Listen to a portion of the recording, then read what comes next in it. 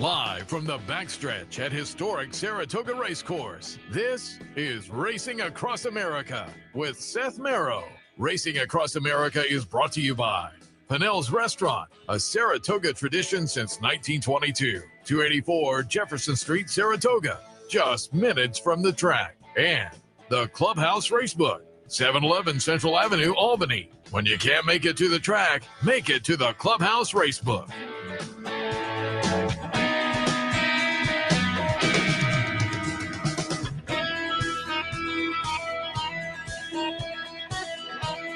Good morning and welcome to traditional opening day or opening day number 3 or however you want to label it. It's a gorgeous day up here at Saratoga. If you're planning to come up, temperature's great. A little bit, I would say, hazy. It's not overcast, but we're not in blazing bright sunlight.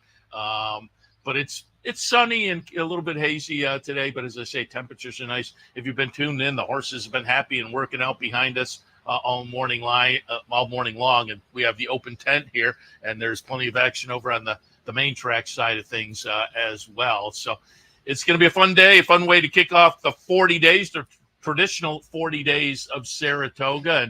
And again, there are plenty of promotions and whatnot coming up all month long at Capital OTB. We'll hit on those a little bit later when we'll be joined by OTB President John Signor. He'll join us after the bottom of the hour.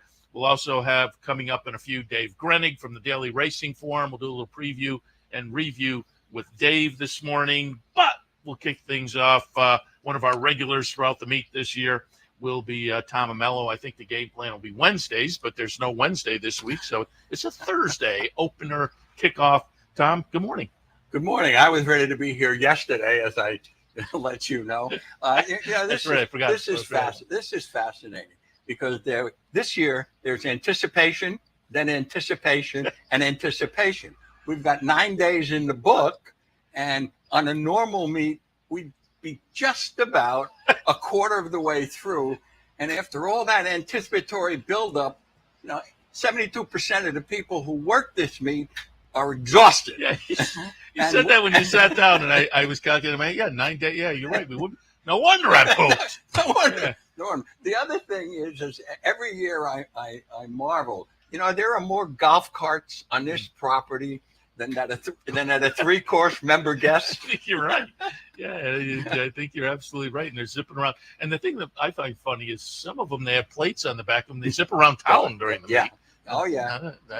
That's a whole thing as well. That's the latest. You got to be careful driving around this town this time of the year. Anyhow. And I said it earlier, also coming in the morning, you get the Jim Bond horses. That's part of the allure and the magic of Saratoga, though. Over on the front side, you have horses on the Oklahoma side who come over to work on the main track. So they're stopping traffic on Union Avenue. Over here by the Horseshoe, they stop for Jim Bond a little bit up. There are horses stabled, there are thoroughbreds stabled at the harness track, if you're not aware. Linda Rice has runners over there. Chad Brown, and in the morning a lot of times I'm stopped at another entrance back here by the harness track. But that's part of as I say, the fun of Saratoga. You're driving along, and if you're late, it's maybe not so fun. But all of a sudden you're stopped, and a bunch of Todd Pletcher horses or Chad Brown horses or whatever crossing the street.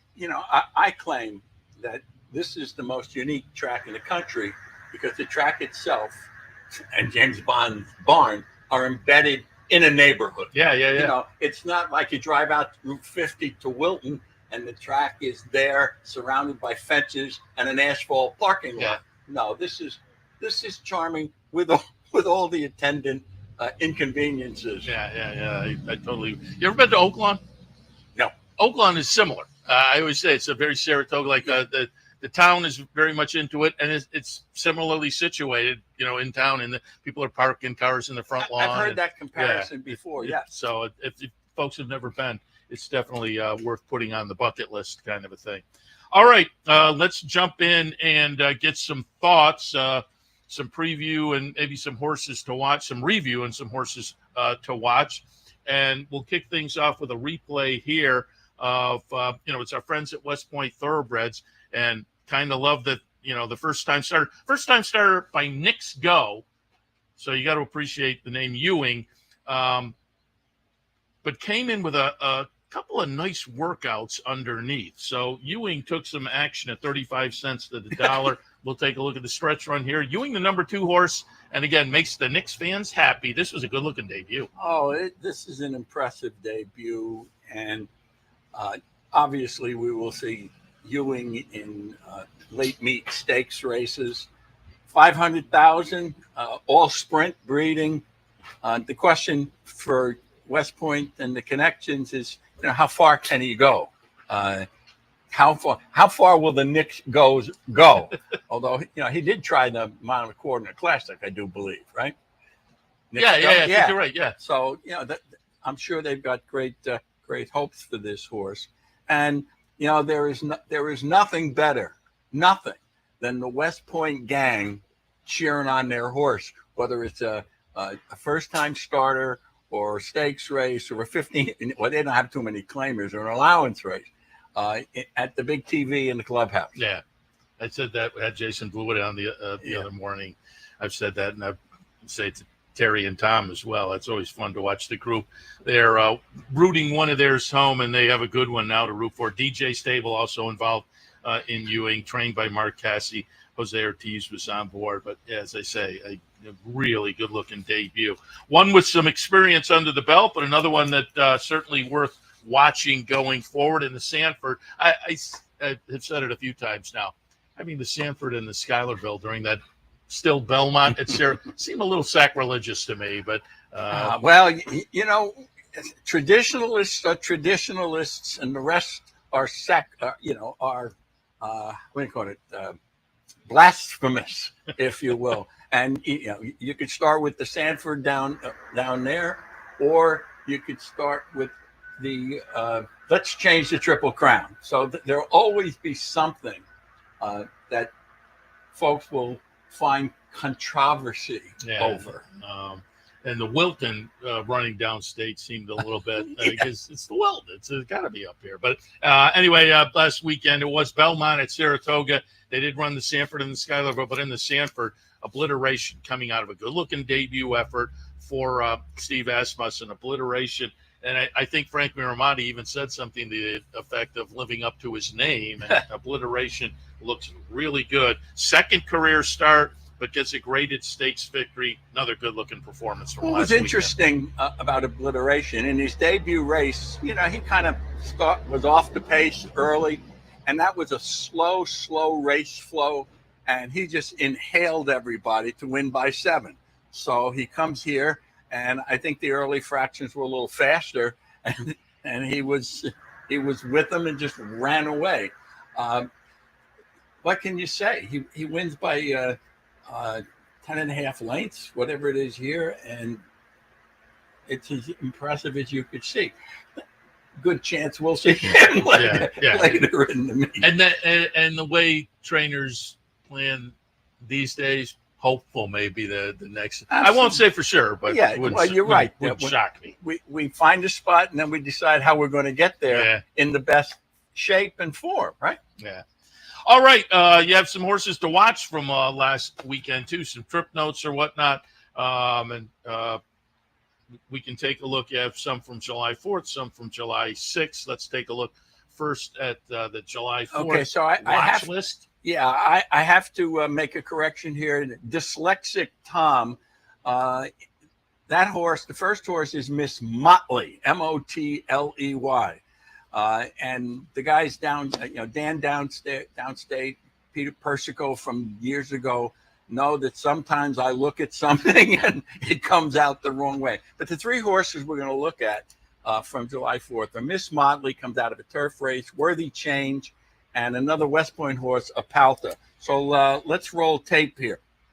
I don't think we have tape for Miss Motley. Oh, okay. Well, Miss Motley was a Chad Brown favorite in a turf race, and this horse had a couple of starts, deserved favoritism, probably a little over bet, but she was squeezed back at the start and really had no shot against the turf course, as we saw festival weekend, if you will. I mean, it was front. And so this is a horse that will probably get bet again. But, sometimes when folks see a horse losing at a big price or a short price, they might let the horse go. And again, the context of the race is everything in the context of the track. We're going to get some rain eventually, and Miss Motley will come back again, and I think will run better.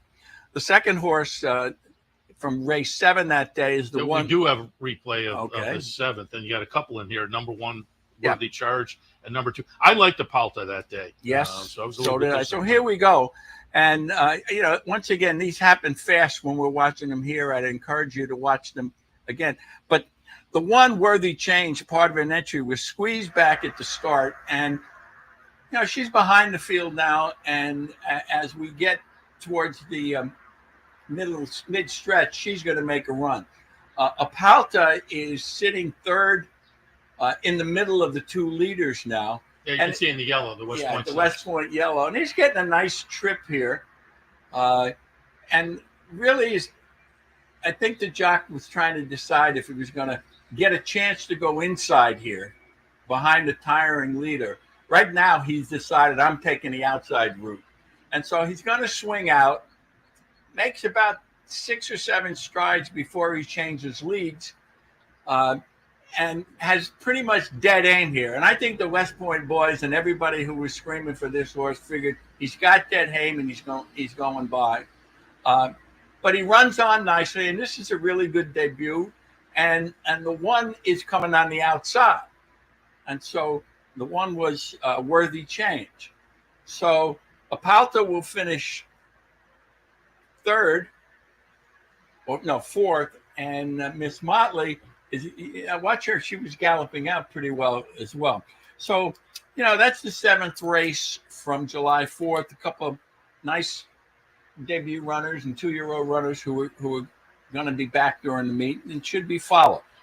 A couple of ideas also from July 6th. So go into that one as well. The Obliterator and Fifi La Flume.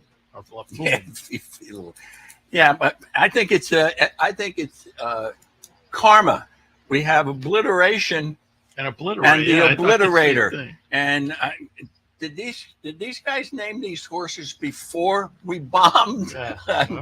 and Obliteration became the word of the month? Yeah. Anyhow, this is what we have here. Now, the Obliterator is an interesting horse. This was part of an entry for Rick Dutrow, owned by Michael Dubb. And this horse broke outside. So here we have him on the outside in the white cap. And Jose Ortiz is on. And I'd ask you to watch this race. His mate has gone to the rail, and he's out, let's see, 1, 2, 3, 4, 5, 7, 8 paths. And Jose is not, you might call that saving ground a little bit into the turn, but he's going to keep this horse dead wide. And this, he's allowing him to run. He's not under a hold, but he's allowing him to run here. And, the 2 guys on the front, nobody's going to catch them over this track. And Obliterator is going to finish on his own. And now you can see Jose on the outside. He's hand-riding him here. He's encouraging him here. He's showing him the whip, but he's not getting into him here. So as far as I'm concerned, this is an education race, and this horse was willingly throughout the later portion of the race. And, this is Rick Dutrow on debut, but he's 38% with second-time starters. So I'm looking for Obliterator to run a little better. Wound up 5th, but just missed 4th by a head. And he gained some ground in the stretch. Yeah. I agree. That has a look of an education. He ran okay. Now, race 10, Fifi La Flume. I can't even say it.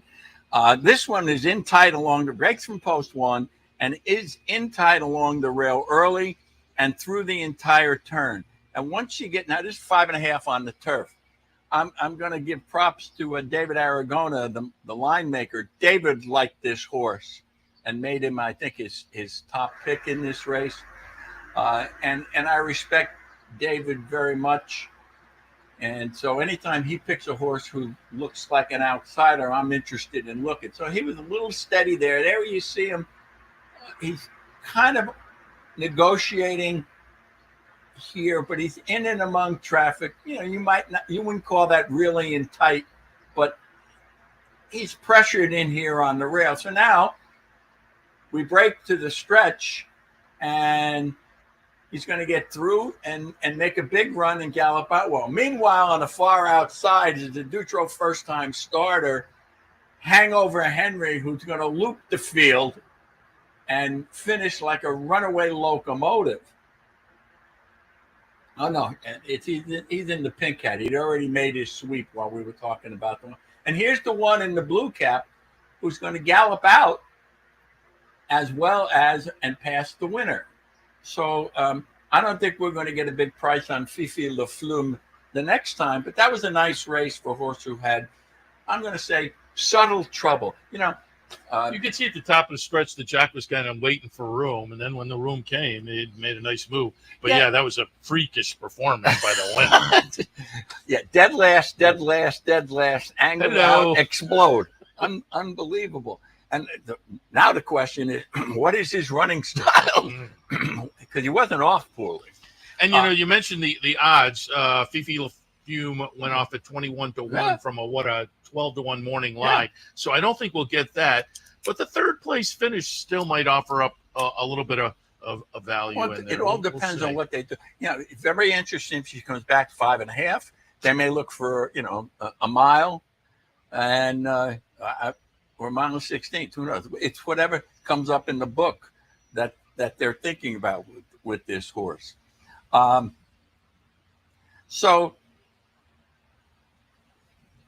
speed on the turf really characterized racing last week, and except for Hangover Heaven. Well, there's always the outlier. Exception, the outlier, and so that was some outlier. As the meet goes on and as the turf course changes, noting those horses who took action. I say any horse bet less than 6-1 or so in a 10, 12 horse field, taking some toed action. And any of those horses who run from the back in those races are horses you could look at as possible better setup, better turf course conditions, price plays. Yeah, no question about it. Tom, appreciate it. There are some horses to watch for folks, and as I say, you'll be plugged in on Wednesdays going forward. But we want to get here on the kickoff again to take a look at some from last weekend. Again, and at this point, some of these will be back at this meet clearly. So keep your eyes on a few of those going forward. But we appreciate it. Good luck, and we'll see you next week. We'll see you all next week. Thanks a lot, Seth. All right, I'll be well. He's in the green room. Dave Grening from the Daily Racing Forum. A little preview, a little review coming up with Dave right after this. Stay tuned. Thanks, Seth.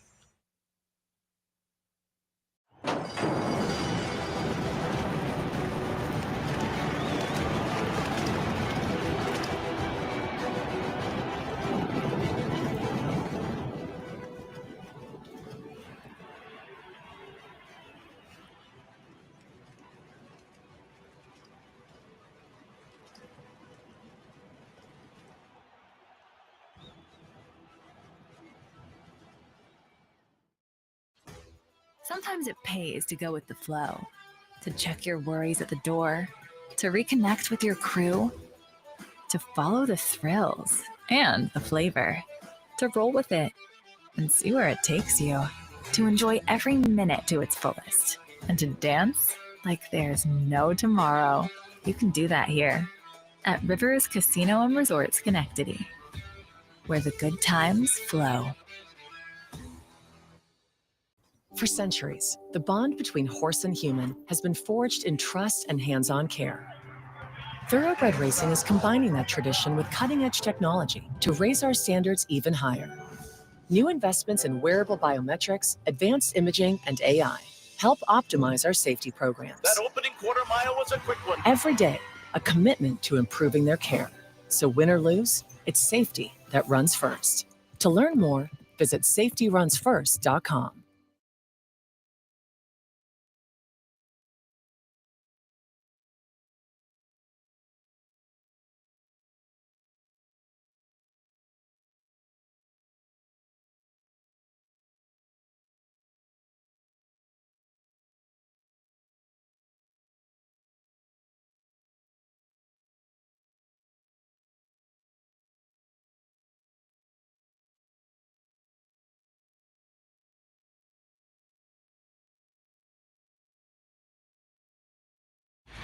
Welcome back to Racing Across America, live from Clare Court at Saratoga, again on a gorgeous Thursday opening day. As promised before the break, joined now by Dave Grening. We'll have Dave and Mike in for regular visits. Had Mike Welch last week, so Dave's up in the rotation. Good morning.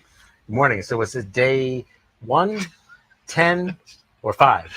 Amello made a great point. He sat down. He said, "You know, in the traditional meet, we'd be a quarter of the way through now." I said, "No wonder I pooped." 9 days in, and yeah, it's I came up with the term. I said it to Vic on the radio yesterday. He didn't buy into it. I said Tradtoga, because everybody's saying traditional Saratoga, so I went with Tradtoga. Yeah, I'm with Vic there. I don't like that one.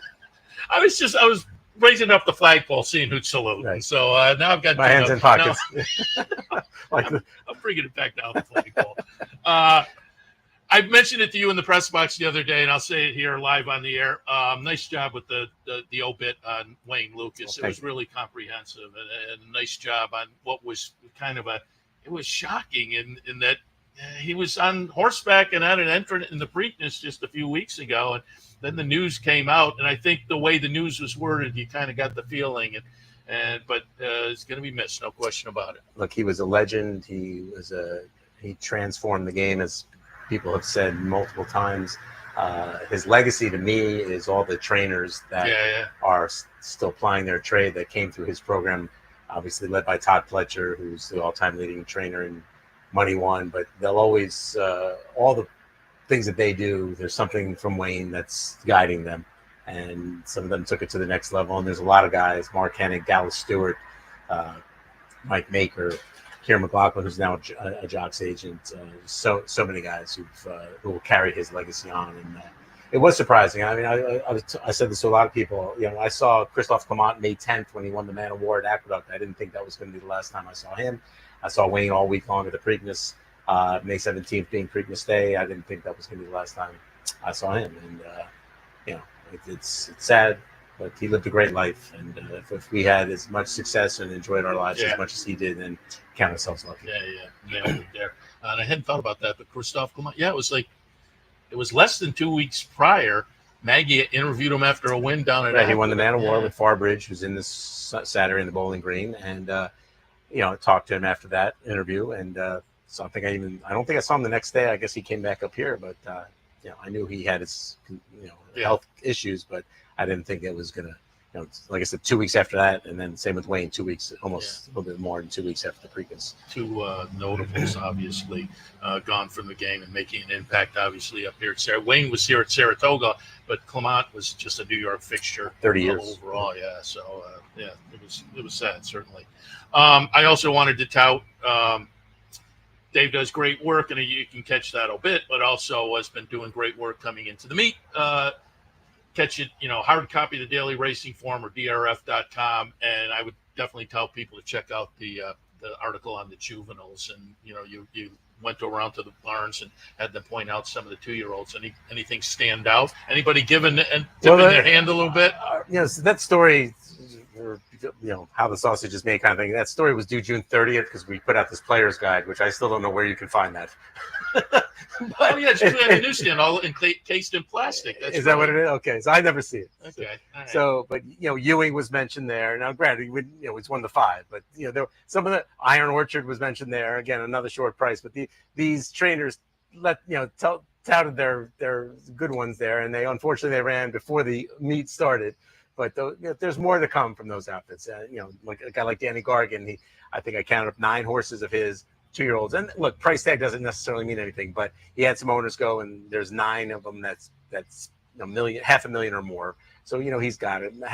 Cassie last year, Tip Tissan, he won 9 juvenile races here last year. It looks like he's got a lot of good ones as well, and more notable second time out. And some of the ones that were mentioned in that article are in Saturday, and some of them are against each other too in some of that turf races. And Cherie DeVoe has a foal out of Lady Eli. It's the 3rd foal out of Lady Eli, Dr. Agne. But the other 2 didn't race in this country. They raced one race one time and one raced a bunch of times and didn't do any good. Yeah, they were a mixed bag. They were not a mixed bag. They were terrible. Yeah, they were a bad bag. I'll buy it because I wasn't using the horse up front. I had it down in the bottom of the mix, but looking at the first 2, I was not. Yeah, but I think this is just a different animal, so to speak. She's high on him. And she's also high on the horse out of Zenyatta, who may or may not race up here.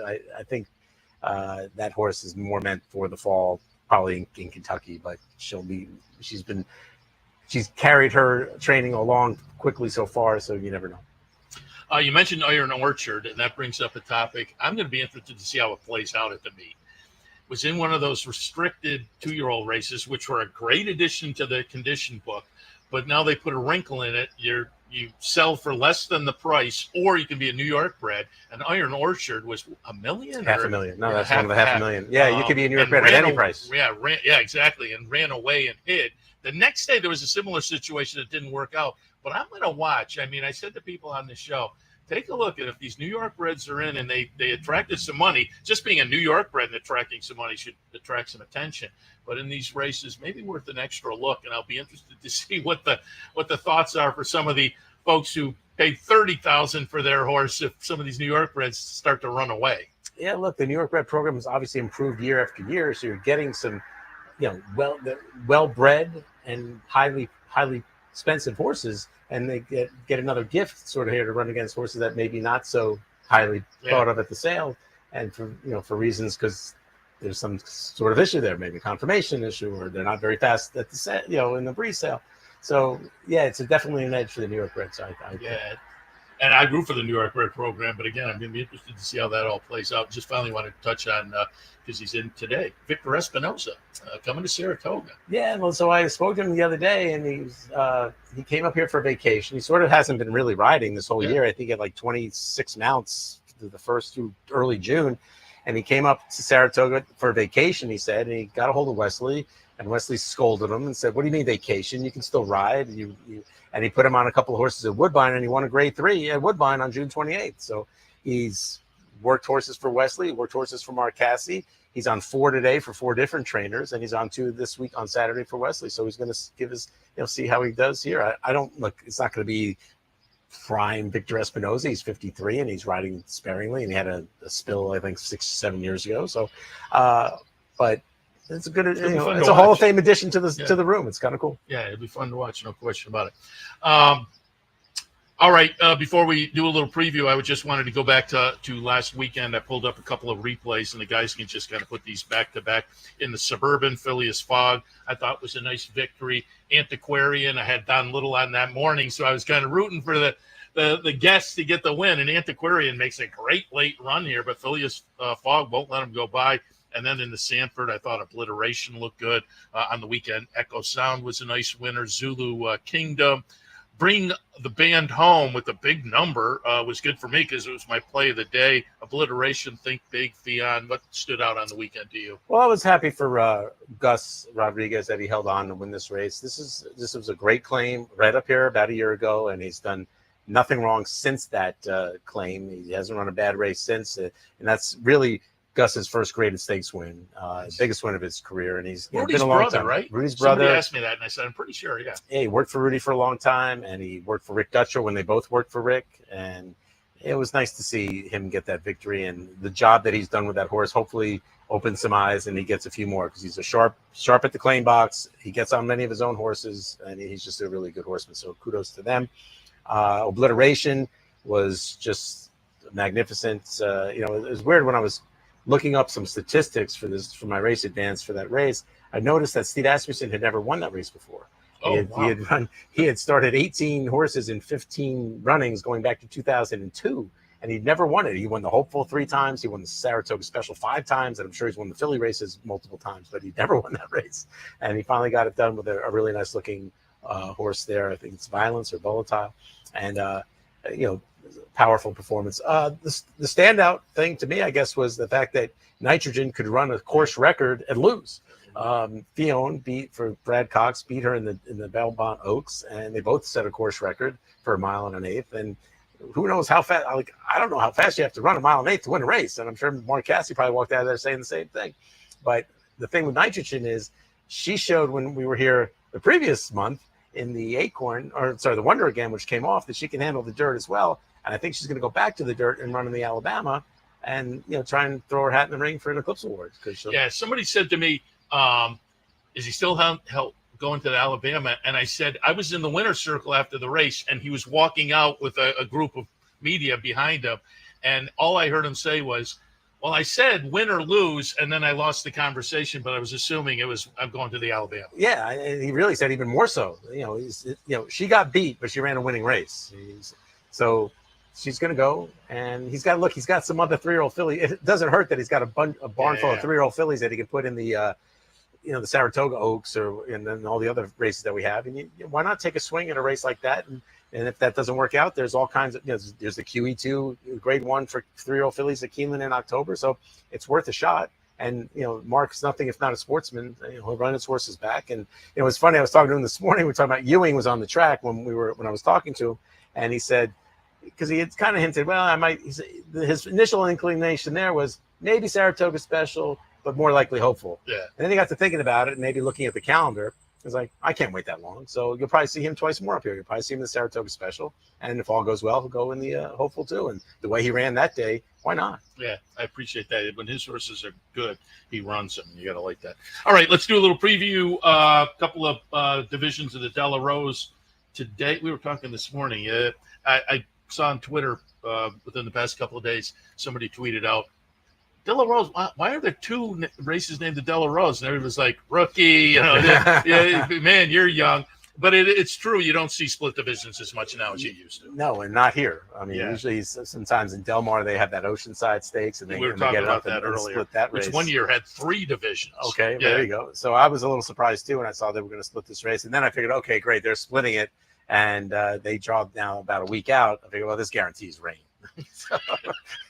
But luckily, and there was rain on Monday when we were writing these race previews and stuff. There was rain in the forecast, but luckily, or at least it looks like it's going to hold off. So they're going to get these 2 races in. And first division, I pulled up a replay of Deep Satin. I went back to the Virginia Oaks at the end of last season. I'm hoping we can get back to that in the third start back. The seasonal debut I thought was pretty good. The follow-up with the Mint Julep, number-wise, was okay. So I'm going to go towards Deep Set. What did you think in the first division? Yeah, look, I think a lot of people are going to focus on the Bogue performances of Edict and Heredia. And Heredia, was before she ran in the Bogue, which was her first start in over a year, about 15, 16 months, she was running against Inspiral and running third in a Group 1 to her. So I think Heredia comes off the bench. Second time out, they were second to Dynamic Pricing, who came back and won the Group 1, Grade 1, and is now going to be in the Diana. And then Edict, I thought, with the way the courses are playing, she's got enough speed to be a forward position. And I'll tell you a horse and a barn to watch this meet. Amelia Green, former assistant to Todd Pletcher, she's already won 7 races this year, and she's been up here for a long, since May, June.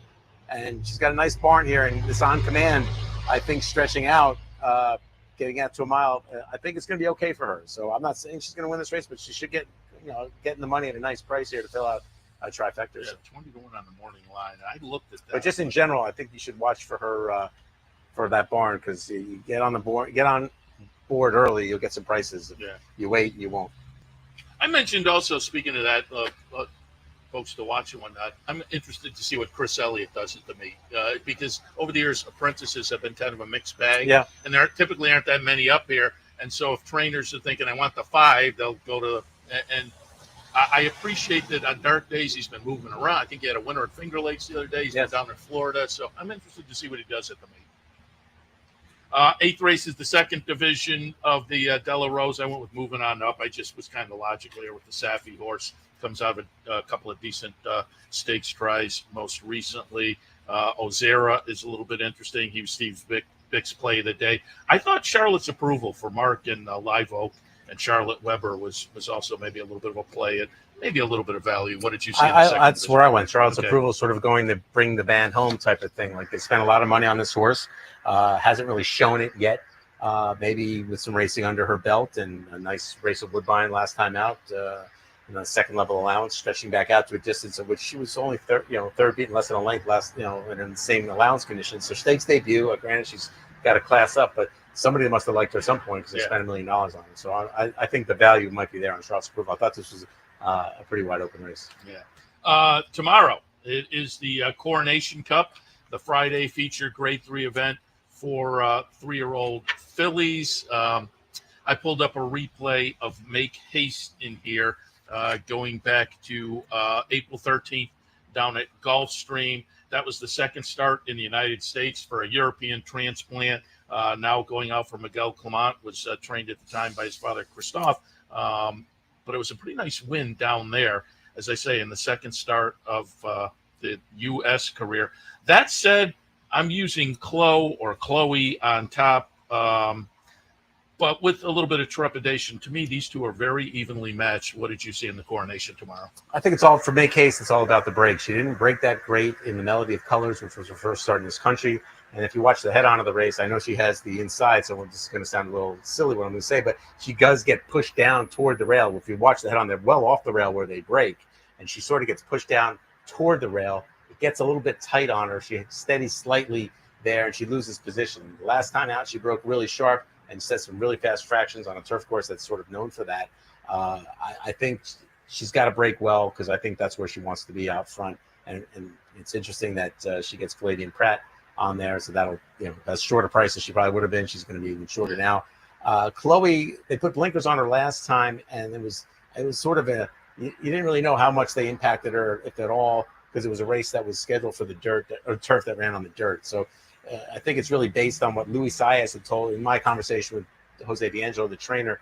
It was really based on, what Louis told him after the Senorita Stakes in California. So we'll see. It'll be first time blinkers on the grass anyway. And then the other horse that I thought was a bit interesting was Cassie's horse, Abiento, who hasn't been out since May. Not a great trip. I'm going to throw the last race out. This horse did win the Matron and won its maiden up here last year. So I think, and gets back with Dylan Davis, who I think rides. The key is how the turf's going to play. Because last time out, she was kind of rushed up into a spot that she probably didn't need to be. This horse needs to kind of sit back and make a run. If you're able to do that and be successful, I think she could be live in there. I've liked her throughout the career. Didn't use her on Friday, so yeah, maybe Abiento's the way to go. And you mentioned Flavien Prat. I mentioned the apprentice Chris Elliott, but it's always fun the jockeys race up here. Flavien, Irad, Jose, Dylan Davis, who last year with that crazy ROI, Johnny Velasquez. It's going to be fun to watch the jockeys. Look, I know Irad, they say, won the title last year, and I guess technically he did with the most wins. Nobody had a better meet than Flavien Prat last year, as well as Dylan did. Pratt won all the right races. Yeah. No, stakes wise, it was no con. It was, and it was fun to watch. And finally, Saturday, the Duncan Diana. I'll just go Diana.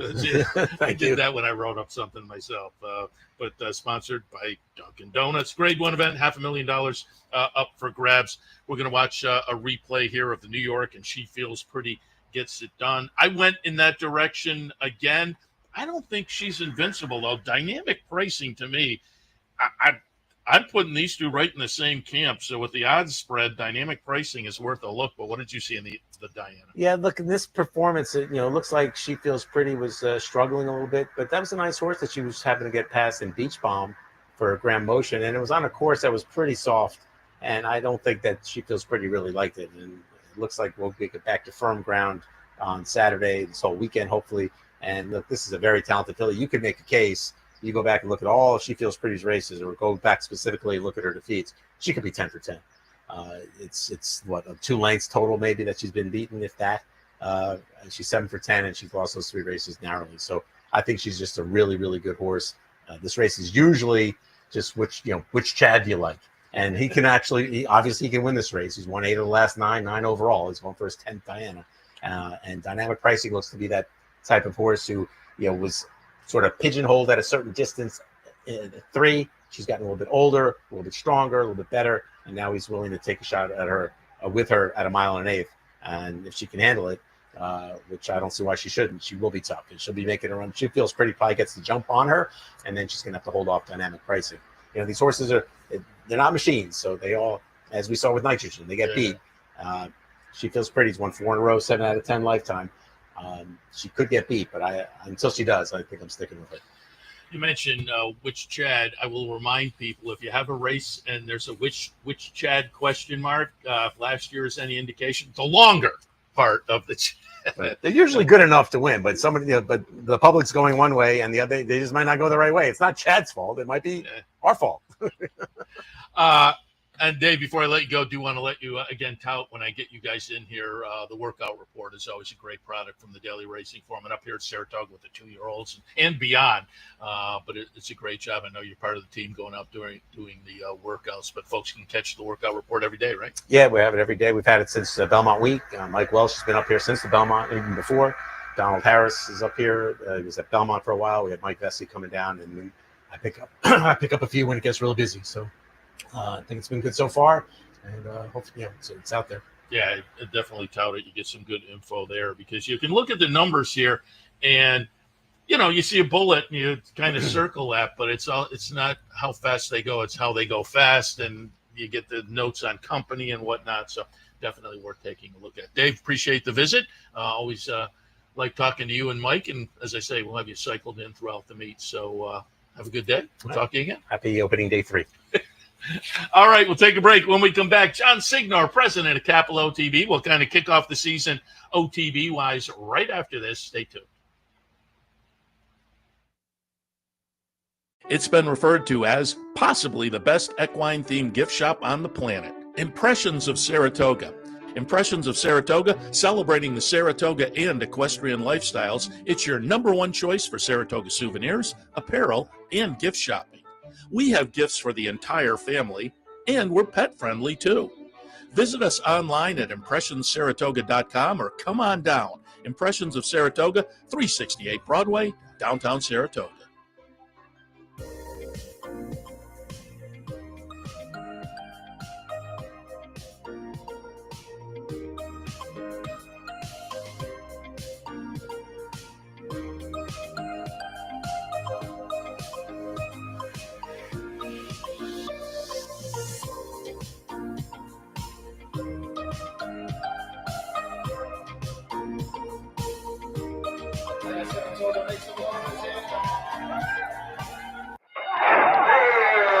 Why just watch the races when you can be in the middle of the action?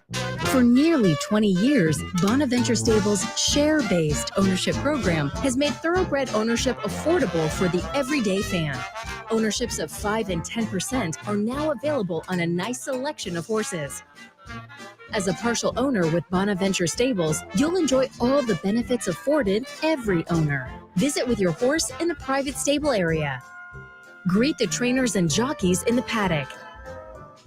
And when your horse wins, savor the moment in the winner's circle at Saratoga, Belmont, Aqueduct, or wherever you bring home the prize. Based in historic Saratoga Springs, Bonaventure Stables has been training winners and creating memories since 2005. Learn more, see available horses, and meet our team at bonaventurestables.com.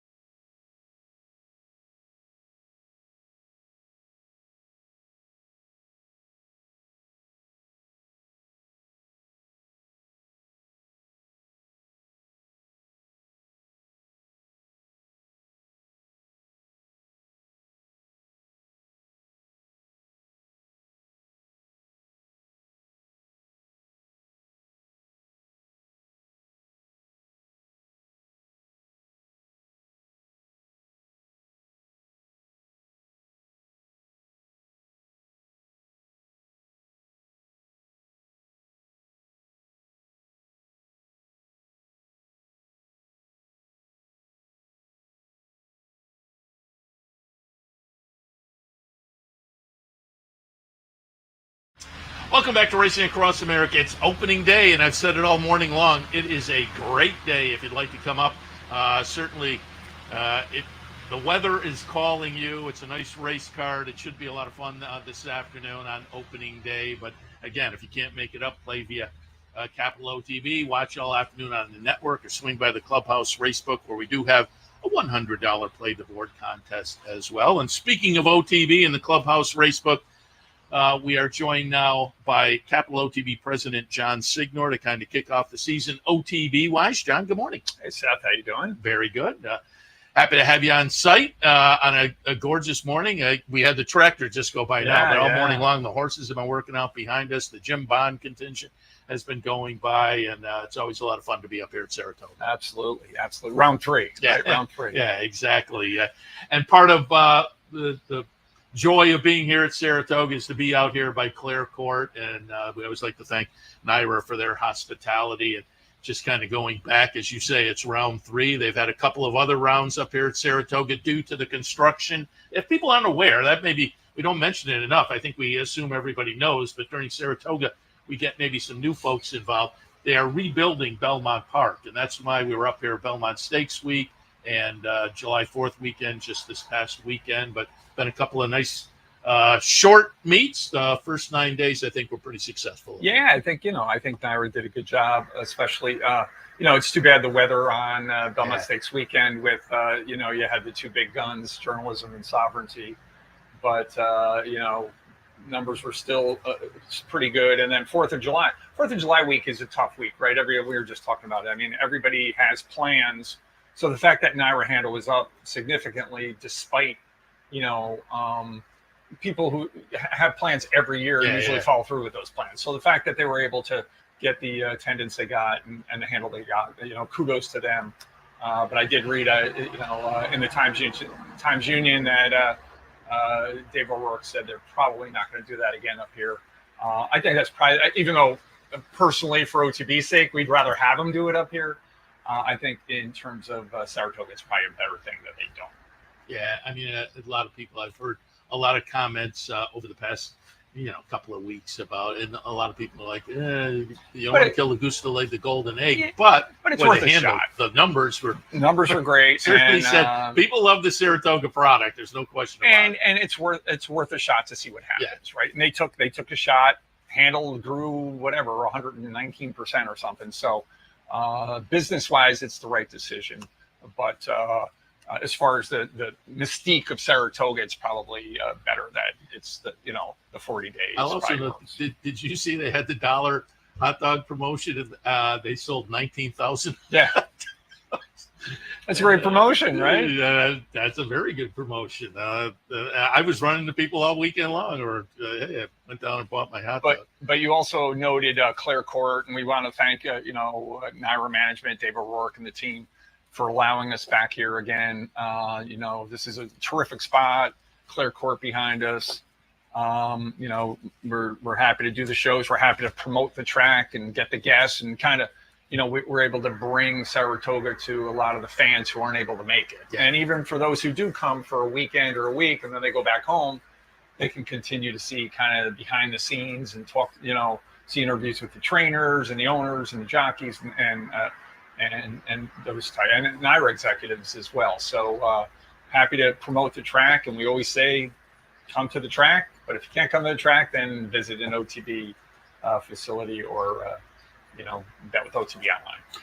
And we love having a track like this that is premier racing in America, because it develops new fans. You get people out in the backyard who've never been before, and that makes new fans, and that's good for the game in general, certainly. And as you say, folks should be aware. I run into people all the time on the front side, and I appreciate all meet long. It's our target audience, and so people walk up and they love the programming, and we always appreciate the feedback. And certainly, I give the thanks moved on to the crew behind the scenes as well. But I get a lot of people like, hey, I love watching you up here. And then I go home and, but when I come up here, I watch it. And I keep reminding them, with technology now, over the past few years, we were added to RTN. There's an OTV channel there, and I know some people have tuned in, but keep that in mind. Morning programming is available on the Capital OTV YouTube channel. So regardless of where you are, anywhere, anytime, you can definitely watch the morning program. Yeah, and if you open up an account, you get the free stream on the account as well. So yeah, and click on the link there on the QR code, and you can watch our programming in the morning. And we're gonna do, we're probably gonna do some workouts, morning workouts on some days. I got to work it out with the boys here. Obviously, we have Handicappers Report with you and Anthony. We have Racing Across America every day. last Sunday, and then Sunday is Loose on the Lead. So we have great programming for race fans. And, I want to thank you for the yeoman's work you do up here. Steve Bick, Tom Amello, I guess, was on earlier today, Kevin Cox. Steve and Kevin will be doing the DePaula Play of the Day, which is a really nice feature we have every day. And there's already over $1,000 in the bank. Steve took a big swing on the first day and really knocked it out of the park. Anthony Mormino, we have Peter Appleby doing some blogging for us. And then Dino, Anthony, and Danny back at the controls, back at the clubhouse, are doing great work as well. And it doesn't happen without all those. And then Phil and Jeremy as well. So we need the whole team to get this thing up and running. And but we're happy to be back here, and we're glad that NYRA allows us to do it, and we appreciate their the partnership we have with them. Yeah, no question about it. And I'm tipping my cap to Jeremy because he brought in the new monitor this morning, and I had the first couple of weeks I was looking, the picture was a little, now it's sharp, and I think we're knocking it out of the park here on the back stretch. Putting in some extra lights a couple of weeks ago, so all seems to be working out nicely. And you mentioned the TV crew, and also have to give some kudos to the folks in the branches and down at the race book as well, manning the terminals and whatnot, because Saratoga is clearly a very busy season. Yeah, this is our busiest time of year. July and August is our busiest time. This is where we generate the most money for the counties. I mean, people probably don't understand or may not understand that OTBs are created to generate money for local governments. And that's what our charge is, and we take that very seriously. But our employees are the reason that this corporation is successful and profitable. As you said, Seth, the people at the branches. We have 18 locations. We have 30 Easy Bet locations as well, where we partner with bars and restaurants, and you can go in there and wager. And we have all those listed on our website, capitalotb.com. But with our employees are the thing that make this corporation go, and we appreciate them and appreciate the work they're going to put in over the next 2 months, because it's going to be a busy 2 months. And we do fan appreciation days fairly often at the branches. Bridgeport's coming up Saturday if you're a patron out there. And then we tie it in with some TV where I do live cut-ins at a lot of the branches, really all over the area. And it's fun to go out. Customers are always very enthusiastic, great crowds out there. So appreciate the patronage as well. Yeah, and we have marketing team creates a calendar that is on our website, so you can go on there and look for the calendar under promotions. That'll tell you where we're going to be, which branches we're going to visit, and for the fan appreciation days. And just in addition to the employees, our board of directors is also. And you were there last night. We had a board meeting last night, and you handicapped for the board, and we appreciate that. But our board is top notch, do a great job, and they are via their leadership. That's one of the reasons we are as successful as we are at Capital OTB. We have a great chairman, great board of directors, and we appreciate their support in the things we try to do at Capital. And it's been a great partnership between management and the board to continue to move forward. And another thing people may not realize is we are the only OTB in the state that does not get any VLT revenue, if you will, or slot revenue. And we're the only racing related entity in the state that doesn't get it. Tracks all get it. All three other OTBs get it. We're the only one. So we live and die on racing. So we really focus on that. And we appreciate also the loyal bettors that we have and the support we get. Our bettors stick with us year round.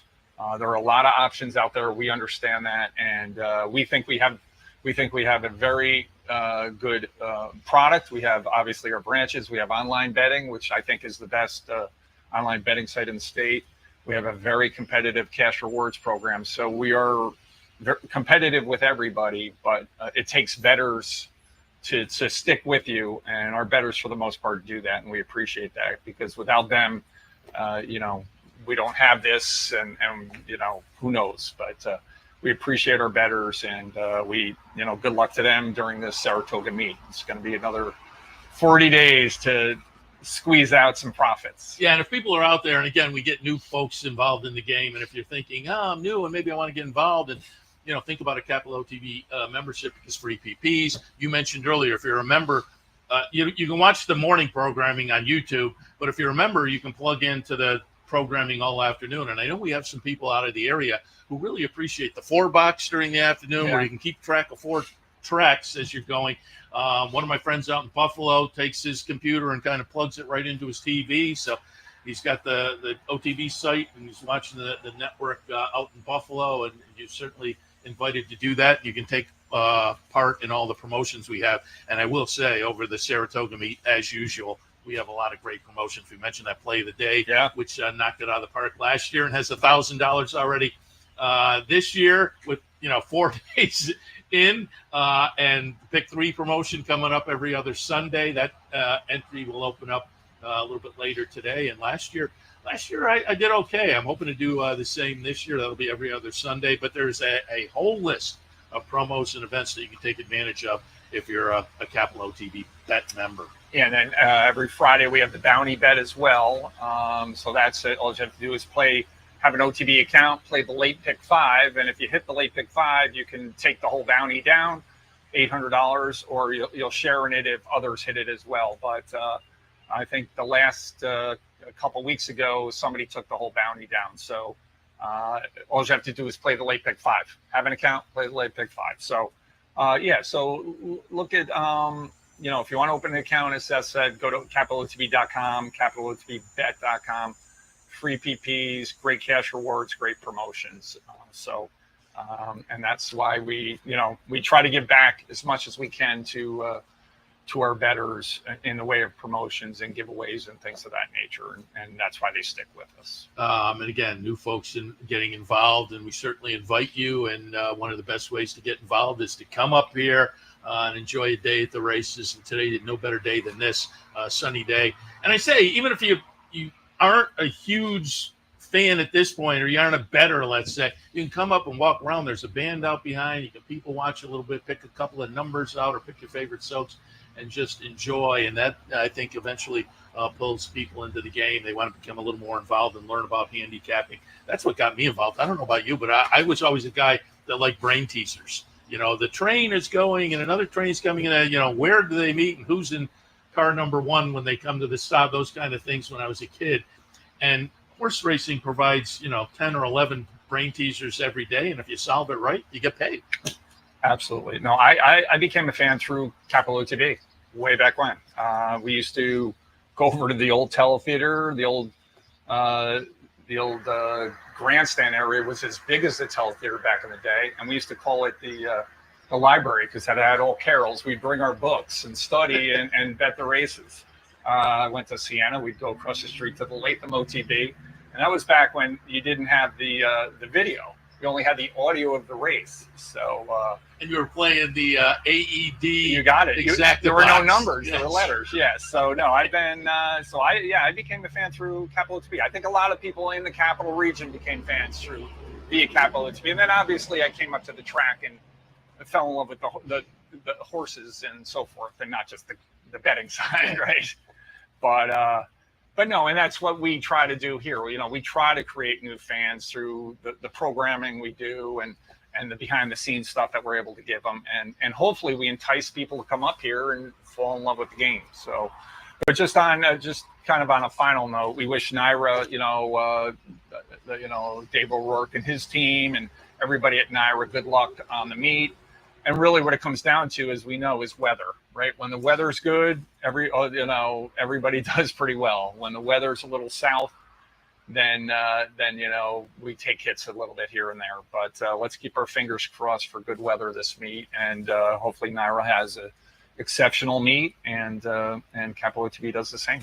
Yeah, you mentioned the board of directors and, their support. And I'm like you. When I, first became a fan of the game, I tuned in to OTB TV, and going back to Mark and Mike and Tom and Nick sitting here at Clear Court, that pulled me in because we're up here at Saratoga, so you can pull in the biggest names in the game. And so appreciate the board of directors as just a fan going back to those days supporting that, and now sitting here. Appreciate their continued support of OTB TV up here, and we continue to try to pull in the biggest names in the game. I remember one of the biggest, right, was when American Pharoah was up here. It was Travers Day, and Mark was able to get Baffert on for not only one segment, but two segments. Yeah. And Baffert was like, I remember Baffert's comment was like, does anybody watch this station? But we had him on for probably 30 minutes the morning of Travers Day. I mean, that's, that was amazing. And that's the kind of stuff you had Asmussen on post his, total winning record. So we try to bring those on and bring that to the fans and bring it to the horse racing fans. So more of that going forward. And it'd be nice to have a sovereignty or journalism, American Pharoah type horse winning everything going forward. But we should have, hopefully Sovereignty's going to run in the Jim Dandy. I don't know if that's his target, but I think the Travers obviously is something that Mott has mentioned. Yeah, and at the Belmont Stakes, you mentioned the weather, but the Belmont Stakes itself was just what we wanted. Those two facing off, and Sovereignty is going to make the summer very intriguing, certainly. John, appreciate the thoughts. Any last thoughts? No, just good luck to everybody. Hope everybody has a great day, a great meet, win some money, and enjoy this track. There's nothing like it in the world, and we're lucky to be able to come here frequently and wager on the best horses in the world. Yeah, no question about it. And when you come up, the museum is right across the street. Museum today, they had a blanket giveaway. Supplies lasted with paid admission. But I would guess they may still have some. If you're headed up, maybe make a quick stop at the museum before you come over. It's literally right across the street. And take advantage of the town. I always say Saratoga, the beauty of it is outside the fences as well as inside, because you go downtown at night, people at the next table are talking about their daily double, their exact, and so the town is totally invested. Oh, yeah. You're walking around with everybody has a racing form in their head. Yeah, I lived up here for a couple of years, so the town is the best. There's no doubt about it. So if you're up here, go to the track, but make sure you get out in the town, visit the restaurants and the cafes and the diners, and they have breakfast, lunch, and dinner. You can find the best food up here and the best atmosphere. So yeah, make sure if you come up here, you're visiting everywhere in Saratoga.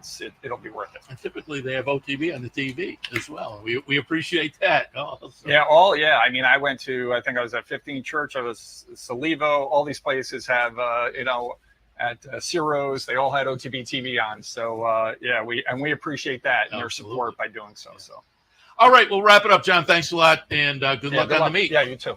All right, we'll wrap it up for this Thursday opening day. Should be a lot of fun. Again, beautiful day. If you're thinking about coming up, come on up and enjoy the afternoon. Nice little card as well, and should be fun throughout the weekend with some great racing ahead. But we'll wrap it up tomorrow, back in 9 a.m. Handicapper Support, 10 a.m. Racing Across America. So we'll see you then.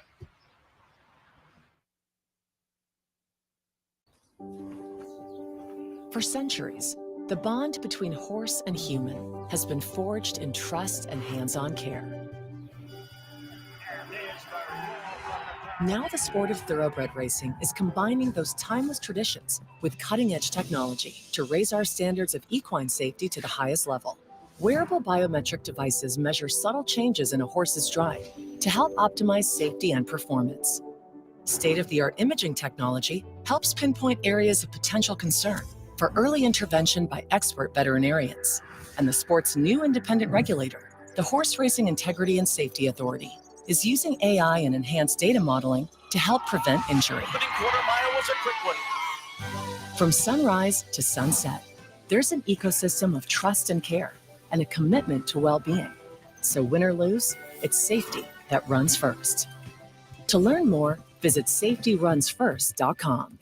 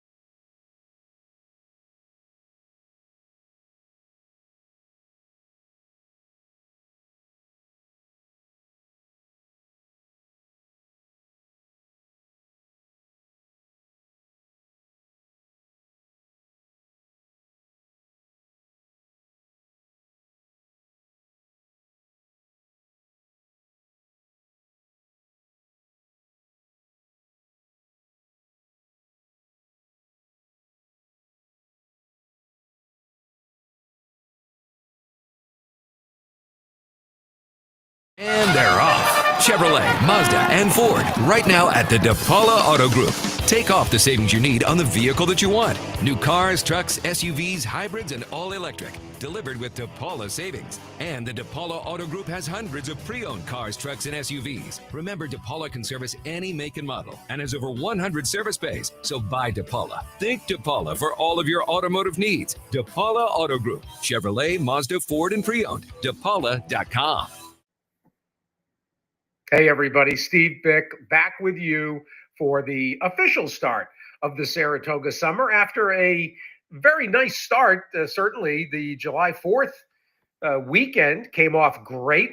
Two nice performances, a win and a second as we got started on the DePaula Play of the Day. And for the opener, let's go to the second division of the De La Rose.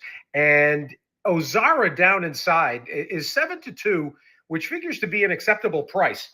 And the Miguel Clement trainee is coming back up from Monmouth, where she was okay in the Grade 3 Eatontown.